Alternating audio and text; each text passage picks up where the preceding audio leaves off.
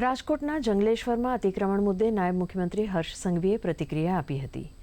તેમણે જણાવ્યું હતું કે અસામાજિક તત્વો દ્વારા ઊભા કરાયેલા દબાણોને ધ્વસ્ત કરાયા છે.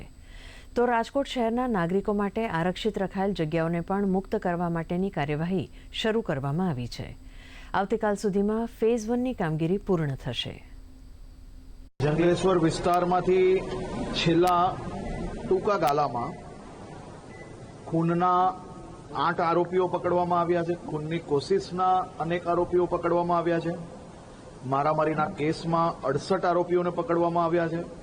બલાત્કાર અને અપહરણના કેસમાં 15 કેસોમાં 19 આરોપીઓને પકડવામાં આવ્યા છે.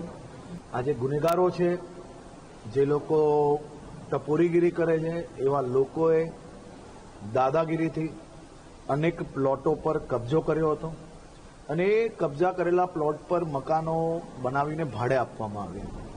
અને જે લોકો પોતે રહેતા હતા એમાં ત્યાં કોઈ નાના મકાનો નહીં, આલીશાન 2-2, 3-3, 4-4 માળના મકાનો બનાવીને મોટા બંગલાઓ બી નાના દેખાય એ પ્રકારની બી વ્યવસ્થાઓ અનેક લોકોએ ત્યાં ઊભી કરી હતી.